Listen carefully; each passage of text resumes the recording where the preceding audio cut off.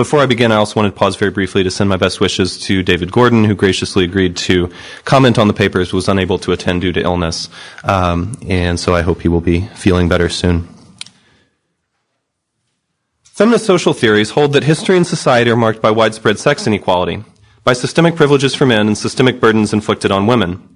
Radical feminists, in particular as a tendency, hold that sex inequality is not only widespread, but that it's deeply rooted and self-sustaining, that casual sexism, misogynistic double standards, gender gaps in wages and social position, political assaults on women's sexual freedom, and other harms inflicted on women should all be understood as interlocking components in a system of class power, usually called either patriarchy or male supremacy. Most radical feminists focus especially closely on the role that pervasive male violence against women plays as a foundational source and a constant reinforcement of systemic male power over women. Radical feminist theories account for forms of mass violence against women that have been centrally organized and directed by male political authorities, such as, for example, lethal abortion laws, the use of rape as a weapon of war, or the mass torture and execution of women during the early modern European witch craze. But they often concentrate especially closely on pervasive but diffuse forms of violence, forms such as rape, domestic violence, harassment, and other forms of interpersonal intimidation and coercion, which are typically inflicted on individual women by individual men, intimates, family, acquaintances, or strangers, as the case may be, for motives of their own and in private life, not in the public sphere of government policies or centrally coordinated campaigns, and the reason for those scare quotes will become clear. Feminist accounts of these forms of individualized violence have at least three key features in common. First, they characterize the violence as pervasive rather than abnormal, citing, for example, empirical research confirming that 1 in 13 men in the U.S. has attempted or committed rape, that 1 in 6 women has been raped in her lifetime, and that about 1 in 4 women has been either raped or physically battered by a husband, boyfriend, or date. Second, they characterize pervasive violence as systematically structured by sex, that is, overwhelmingly committed by men against women and rarely vice versa. Third, they argue that systemic male violence must be understood as structural or political in nature. In addition to the physical and psychological harms that are inflicted on individual victims of violence, the violence has further powerful ripple effects for all women's social freedom and material well-being. To insist on this point and to protest the common tendency to write off violence against women by hiding it in the so-called private sphere as a merely personal problem, radical feminists often challenge the common dichotomy between the private and public spheres, so-called, often quoting Carol Hanish's famous declaration that the personal is political. Now, radical feminist theories of sexual violence also have a fourth feature in common. They're commonly misunderstood or even wildly distorted by their critics. Now, for an example of all 4 points, consider Susan Brown Miller's Myrmidon theory of stranger rape as presented in her book Against Our Will, a groundbreaking historical and theoretical discussion of rape as a political force. At the end of the first chapter, Brown Miller famously writes that, quote, "From prehistoric times to the present, I believe rape has played a critical function. It is nothing more or less than a conscious process of intimidation by which all men keep all women in a state of fear." And these long block quotes I'm going to have to skip through a bit, so the full version of the quote will be on the handout or in the paper. Anti-feminist critics have slammed Brown Miller for supposedly slandering all men as rapists. She does not actually say that. The verb in the sentence is not rape, but keep in a state of fear. Or for advancing either an essentialist or a determinist theory about rape. Either sort of reading is hard to reconcile with any reading of the text that gets beyond page 15. Now in chapter 6, The Police Blotter Rapist, Brown Miller discusses the commonplace criminological reality behind sensationalistic myths about the stereotypical stranger rapists and the effect of his actions on women's daily lives. Quote, "Rape is a dull, blunt, ugly act committed by punk kids, their cousins and older brothers, and yet on the shoulders of these unthinking, violence-prone young men there rests an age-old burden that amounts to an historic mission, the perpetuation of male domination over women by force. The warrior Achilles used a swarm of men descended from ants, the Myrmidons, to do his bidding in battle, functioning in anonymity as effective agents of terror. Police blotter rapists perform a Myrmidon function for all men in our society. Cloaked in myths that obscure their identity, they function as anonymous agents of terror. Although they are the ones who do the dirty work, to actual men the lasting benefits of their simple-minded evil have always accrued. A world without rapists would be a world in which women moved freely without fear of men. That some men rape provides a sufficient threat to keep all women in a constant state of intimidation. Myrmidons to male dominance, police blotter rapists have performed their duty so well that the true meaning of their act has largely gone unnoticed. Rather than aberrants or spoilers of purity, men who commit rape have served in effect as frontline masculine shock troops in the longest sustained battle the world has ever known." So Brown Miller does not then portray all men as rapists or as biologically driven to rape. One important gear in her theory of how this all works turns on the structural effects that the rapist's actions have for men who do not commit rape. She has to be understood not as asserting that all men rape, but rather that the practice of rape by some men functions to give all men a position of power over women. Now, so clarifying the position is not the same thing as defending it. This corrected understanding may still be challenged. Many critics point to the alleged motivations of rapists, suggesting, for example, that most rapists act on no such grandiose plans about upholding patriarchal control, but rather on concrete personal desires from whatever source. Thus, it makes no sense, it's said, to claim that they act to further the interests of men as a class. On the other end, critics frequently accuse Braun-Miller of disregarding how far individual men, as well as male-dominated public institutions, condemn rape, for example, by making and enforcing laws against it. Thus, presumably demonstrating that rape, however common and devastating, must be understood as a private crime, disavowed by existing political authority and committed by isolated men for reasons of their own. Well, both approaches respond to Braun-Miller as if she had proposed a sort of conspiracy theory to explain the pervasiveness of male violence, in which the men sort of all get together somehow, with the anonymous rapist consciously collaborating with the more respectable men in some kind of shared plan to keep women down. If that were Braun-Miller's proposal, then certainly it would suffice to show that most men are not in on any such grand plan. It is not Braun-Miller's proposal. She never says anything of the sort, and in fact explicitly states that the role of police blotter rape in maintaining male supremacy has largely gone unnoticed, quote unquote, including among men. Now, such responses reveal a certain kind of exegetical failure. They read into the text a claim that Braun-Miller doesn't make. But more than that, they reveal a conceptual failure, a failure to see what Braun-Miller is saying because you haven't yet got the right conceptual lenses with which to see it, or to understand what, theoretically speaking, is even going on in the first place. This or that misreading can be dispatched, but the source of each misreading cannot be helped with just closer readings of the ipsissima verba. What's needed is an attempt at a more charitable reconstruction. Contrary to canonical misunderstandings of feminist theories of male violence, I will argue that the central insights of radical feminist analysis can be illuminated by rereading them in light of a surprising source. By charitably reconstructing Braun-Miller's Myrmidon theory as an unusual but recognizable application of the concept of spontaneous order, as developed by libertarian social theorists, most notably Friedrich Hayek. Rearticulating Braun-Miller's theory in Hayekian terms provides a surprising resource for the radical feminist critique of rape culture. It may also dialectically clarify and enrich the concept of spontaneous order in the process of applying it to the concrete problem. So, spontaneous order theories spring from an observation that the vital underpinnings of human social life include large-scale patterns of interaction and coordinating structures which seem to emerge without, and indeed beyond the capacity of, any intelligent designer or designers to construct or manipulate them to particular ends. So examples of spontaneous orders are familiar and ever multiplying in both economics and in libertarian social theory, presumably to most of you in this room. The adjustment of market prices to relative scarcities under conditions of free exchange, the convergence on common media of exchange and barter economies, the emergence and maintenance historically of networks of paths and roads prior to large-scale militaristic road building are all sort of clear and well-documented examples of spontaneous order. Although closely associated with free market economics, there's no conceptual reason why the employment of spontaneous order concepts need be limited to narrowly economic topics. Hayek, for example, viewed the attention to spontaneous orders as the distinguishing feature of all serious social science, and frequently mentioned as examples the emergence and ongoing evolution of human languages and writing systems. He devotes his closest attention in his later works to the polycentric evolution of customary principles at common law for resolving disputes peacefully without recourse to blood feuds or to violence, or to vendettas. Other examples of spontaneously developing community norms have ranged from conventions regulating the use of agricultural commons, as explored in the work of the Ostroms, to international postal standards, to the evolution of common rules for American baseball. In the hands of Hayek and other libertarian social theorists, the concept of spontaneous order is employed not only to explain how we got many actually existing social goods, but also to counsel how future goods might be better achieved and maintained without government imposition. Hayek invoked spontaneous order to argue, contrary to Marxist and Fabian worries about the so-called social anarchy of production, that positive social order can emerge without deliberate social regulation, and that market processes without centralized control were neither blind, destructive, nor chaotic, that they could actually do these things far better than any central planning could.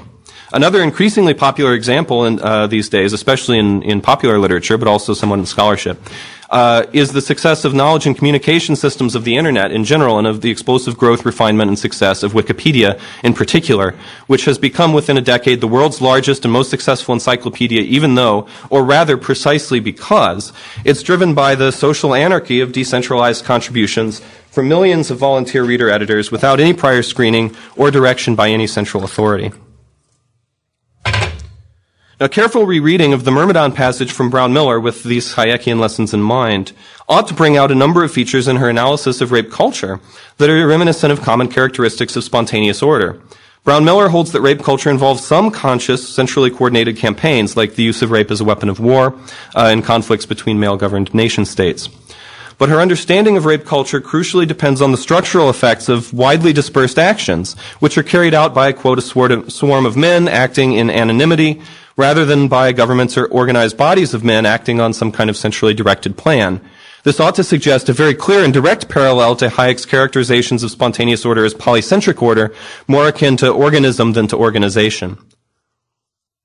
The undirected but systematic actions of the swarm of Myrmidon rapists have profound effects, but because of their very anonymity, police blotter rapists have performed their duty so well that the true meaning of their act has largely gone unnoticed. Just as Hayek characterizes spontaneous orders in such terms as the unintended and often uncomprehended results of separate and interrelated actions of men in society.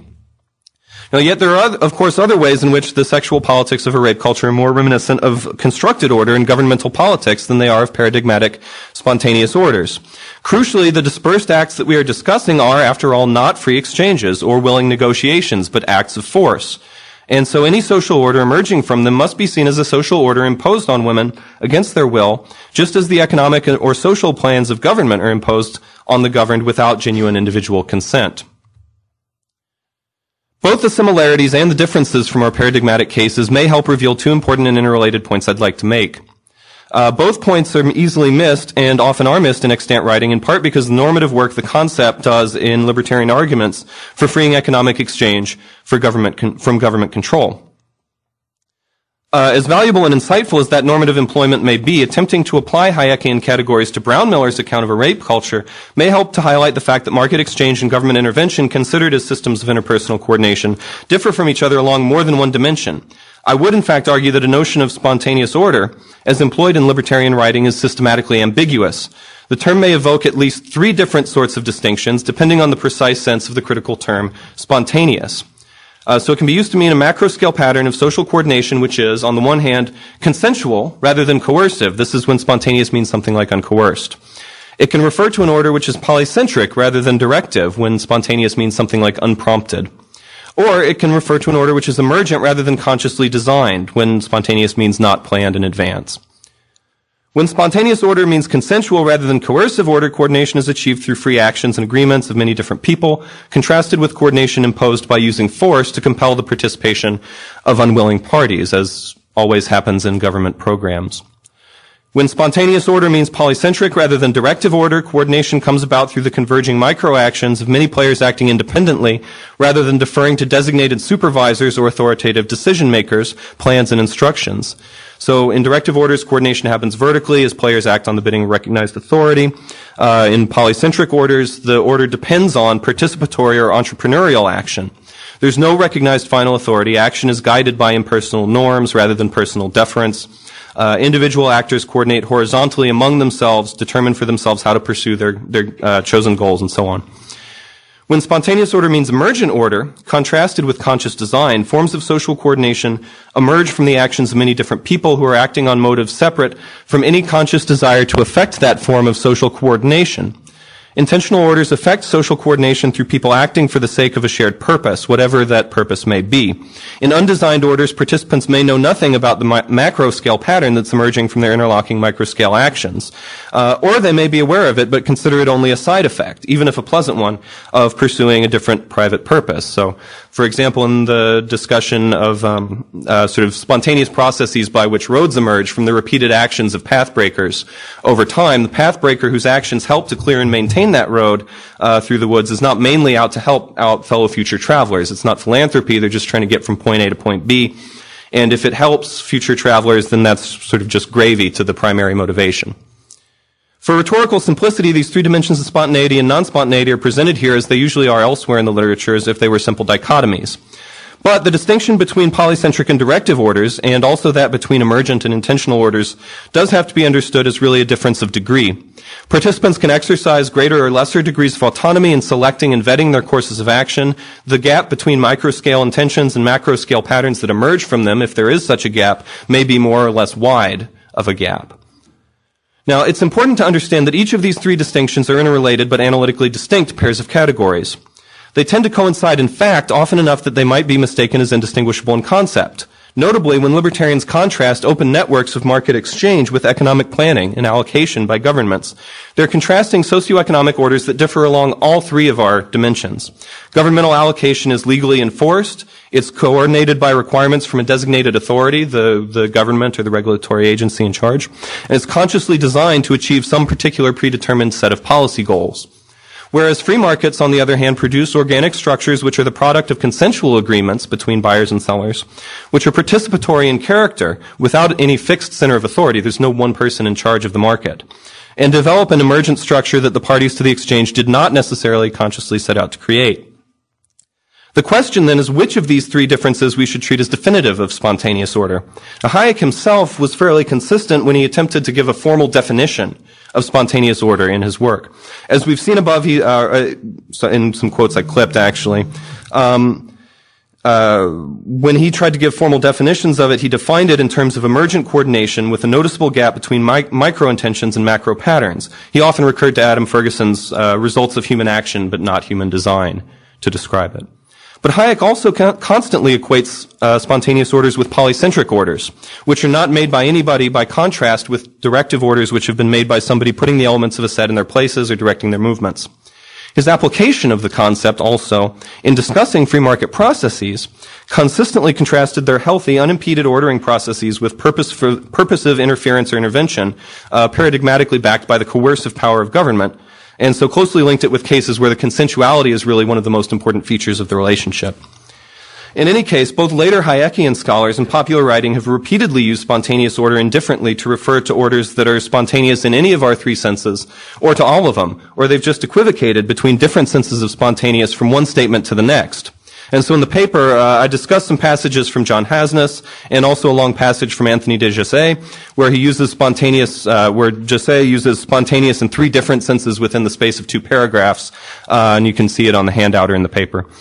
Although each of these arguments from de Josset depends on a distinct sense of spontaneity, he uses the term spontaneous order throughout without noting that each argument turns on a different characteristic, or that social orders may be spontaneous in any of these senses, with or without being spontaneous in the others. But of course they can. These are simply three different distinctions, and while many examples overlap, the features may come apart even in some of the paradigmatic cases of spontaneous orders.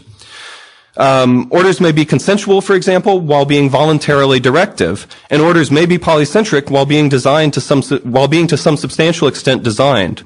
So, for example, the development of Wikipedia, which gets mentioned pretty constantly these days, is a clear example of a consensual and a participatory order. So, nobody's forced to contribute to Wikipedia, thank God. The editing process is wide open to anyone who wants to jump in without waiting for instructions. It's not a strong example of an emergent order. Typically, people who edit Wikipedia edit it at least in part with the intention of improving the breadth and accuracy of information on Wikipedia.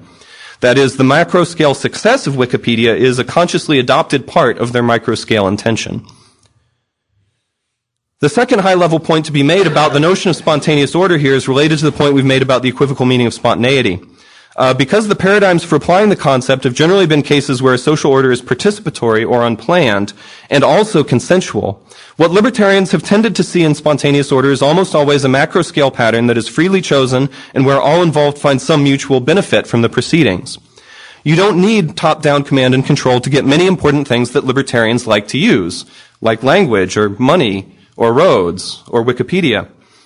So, in libertarian vocabulary, spontaneous order is almost always employed to praise benign orders, especially benign orders that spontaneously accomplish something that government planners cannot do as well or cannot do at all. Now, it's remarkable and wonderful that bottom-up forms of social cooperation can so often produce unplanned, large-scale social outcomes better than could be managed through comprehensive, consciously designed political schemes for social coordination. But nothing conceptually requires that emergent orders need be benign orders. If widely distributed forms of intelligence, knowledge, virtue, or prudence can add up through many individual self-interested actions into a benign undesigned order, there's no reason why widely distributed forms of ignorance, prejudice, folly, or vice might not add up through many individual self-interested actions into an unintended malign order. So also might widely distributed micro-level patterns of violence. As libertarians, the possibility that our threefold distinction raises of an emergent but non-consensual order must surely give us pause. So I'd like then to return to Brown-Miller and attempt to charitably reconstruct what it is that she's arguing in her Myrmidon theory. As I understand Brown-Miller, her hypothesis that stranger rapists serve a Myrmidon function for male supremacy, with benefits that redound not only to practicing rapists themselves, but to all men, is best understood as arguing that the pervasive fact of rape and the threat that its pervasiveness inflicts on all women produces an emergent but coercive order, in which non-consensual micro-scale actions inflicted by unrelated, anonymous stranger rapists end up reinforcing a macro-scale pattern of male dominance over women and the cultural and institutional superstructure of patriarchy. Feminists highlight the far-reaching significance of the everyday fact that the threat of rape constrains women's range of free action. These constraints operate through felt danger and also through explicit warnings. Don't walk alone, not after dark, not in that neighborhood, don't go to that party, not dressed like that, watch what you drink. Paternalistic double binds often narrow the range to a vanishing point. Don't leave a late-night event without a man to walk you back. Don't leave with a man unless you intend to invite him in, or you'll give him the wrong idea, and who knows what could happen then. Women are warned about the dangers of crowded public spaces like subways, parties, or rock concerts, while simultaneously being warned about the dangers of empty, secluded, or private spaces like parking garages, alleys, empty country, or a man's house or car. The double binds construct both public space and private space, being either alone or accompanied, as pervaded with lesser or greater degree of danger. Ultimately, the only space constructed as safe is male-protected space. And the reliability of male protection is closely linked to the personal connections with men within a limited set of very specific structured relations, usually either paternal authority on the one hand or heterosexual availability on the other. These restrictions on women's everyday life, their use or exploration of public space, what they feel they can safely do or say, especially in the presence of men, simply mean that women's freedom is systematically constrained by the fear of men as a ripple effect of the danger of the widespread, intense, random male violence, and the practical need to solicit the aid of seemingly safe men for protection against the threat that other men create. As Brown-Miller says, a world without rapists would be a world in which women move freely without fear of men, but here in this world that some men rape provides a sufficient threat to keep all women in a constant state of intimidation. It's important to pause for a moment to note that just as Hayek writes that in spontaneous orders, much of the structure of social life is determined by rules that are understood through tacit understanding and know-how rather than through an explicit rule book or the conscious application of explicit general principles. In Brown-Miller's discussion here, some of the intimidation that she describes is expressed in self-conscious feelings of danger and explicit warnings and sort of episodes of felt fear. But a lot of it is tacitly inscribed just into everyday relationships, simply incorporated into an intensification of the sort of small-scale subconscious acts of vigilance and self-protection that we all carry out as a daily routine or as an expression of felt anxiety. Now, another natural consequence of the danger created by police blotter rapists is for the men who don't rape and who sincerely care about the safety of individual women.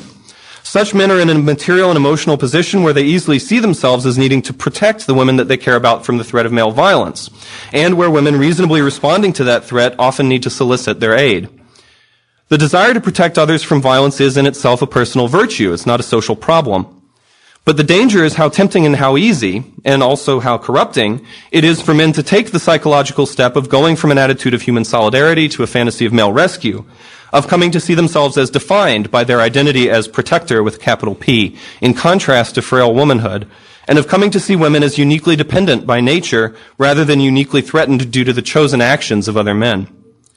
And to go even further, to try and make sure that women seek and depend on and stay within the scope of a man's protection, whether or not they really need it or want it. So use intimidating and restrictive warnings, and other means of sort of keeping women socially confined within the stiflingly close boundaries of a certain list of safety tips.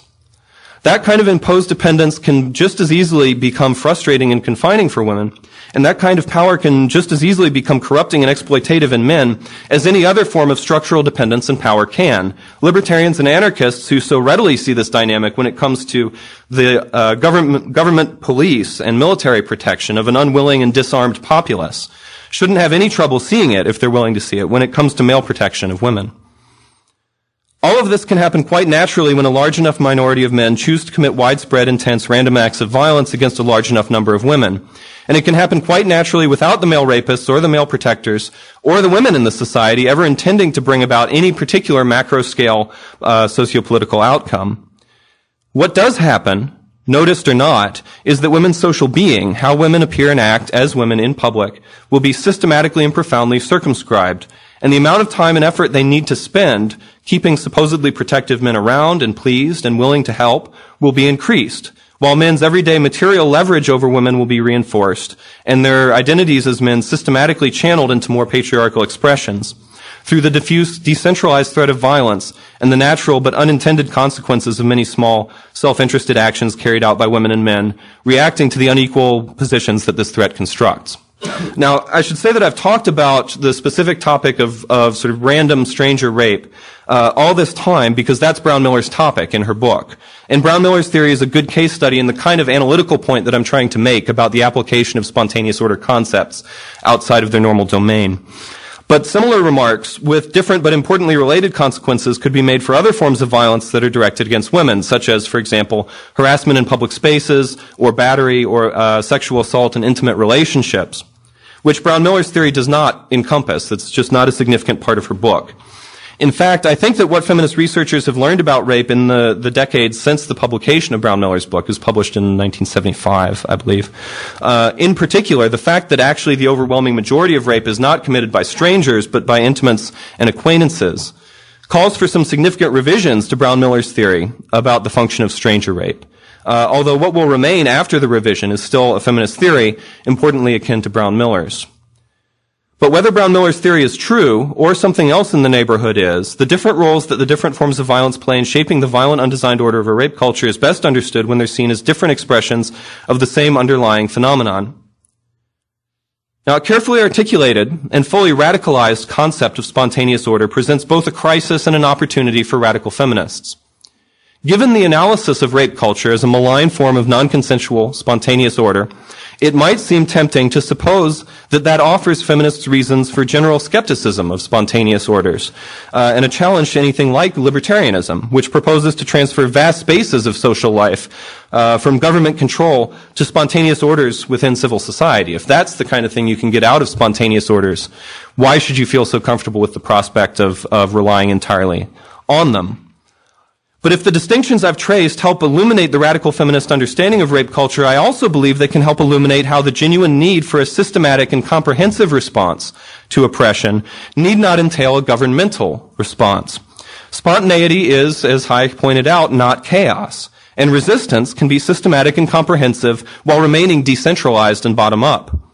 Abandoning government solutions to oppressive political systems like patriarchal violence hardly means that you'll just sort of trust an anonymous civil society will come up with a solution somehow. If distinguishing consensual from unplanned, from participatory orders allows us to better understand feminist understandings of the problem, it may also help us to better understand the radical impulse behind many feminist solutions, such as women-led social movements to counter the effects of diffuse male violence outside or beyond the sphere of government and conventional political lobbying. CR groups, speak-outs, culture jamming, building grassroots networks of institutions like battered women's shelters, rape crisis centers, and other kinds of feminist spaces all originally had little, if any, connection to hierarchical power politics or to the male-dominated state.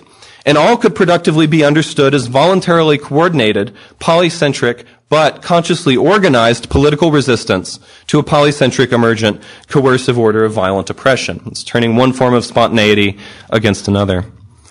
But libertarian social theorists face their own crisis and their own opportunity as well. Given the central role that pervasive violence against women plays in upholding patriarchy, if this kind of theory is correct, the way in which a pervasive, diffuse threat of coercive force constrains the liberty of women in everyday life to move and act and live as they want, libertarians must recognize patriarchy as a system of violent political oppression, even older, just as invasive, and no less powerful than the violence of invasive government and state command and control. But unlike the kinds of state violence which male libertarians have been accustomed to discuss, violent restrictions of freedom, handed down as explicit policies, ratified through political processes, promulgated from the center and consciously carried out by official agents of the state, Patriarchy expresses itself in attitudes, behaviors, and coercive restrictions that are largely produced by bottom-up, decentralized forms of violence, committed independently by countless unrelated men, freelance terrorists who commit violence of their own accord, out of a desire for personal domination and control, but without any kind of grand unified social plan, without conscious collaboration or conspiracy, sometimes in conflict with the explicit provisions of the law, though in fact it's rarely investigated and ineffectively prosecuted in the male-dominated and statist legal system. Now, it's vital for libertarians to recognize that the coercive social orders that arise from this kind of diffuse gender violence, both as direct consequence and as social, psychological, or economic ripple effects from the direct consequences, are no less important, no less political, and no less evil for being undesigned, for battering women into the social position they occupy as if by an invisible fist. Here, as elsewhere, the insights of libertarian theory are genuine, and they are essential, but to apply them for all human beings, they must be radicalized and applied everywhere that systemic coercion limits freedom. That includes invasions of liberty by the state, but it also includes radically different forms of invasive violence coordinated through wholly different means and calling for different sorts of response.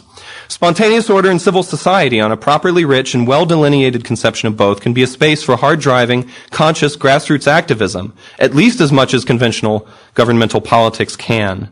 Spontaneous order theory is vital as a tool both for analyzing the workings of non-governmental forms of oppression and also for more clearly understanding the unique non-governmental forms of solidarity and resistance that radical feminists have employed, which have in fact often, over the past 40 years, done a much more effective job at changing social attitudes toward violence against women and at providing life-saving help to women who need it than any comparable government program.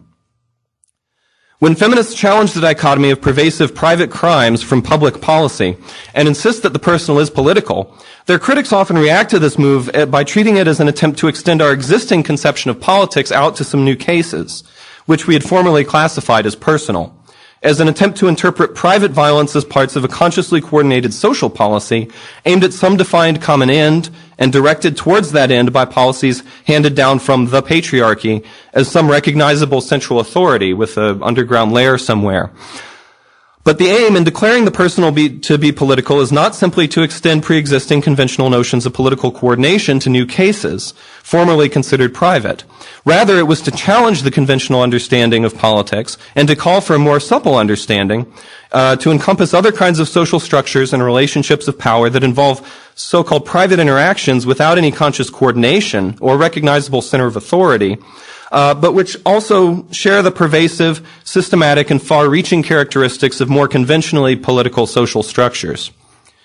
If, as I argue, spontaneous order theory can provide a rich conceptual resource for articulating this new conception of political order and political resistance, then a fuller development and application of spontaneous order theories to an agenda set by the needs of women's freedom as well as men's may provide a vital point of reconciliation between feminist and libertarian insights by further radicalizing libertarianism and by liberating radical feminism, and by helping to highlight possibilities for more effective radical activism than state politics could ever allow for.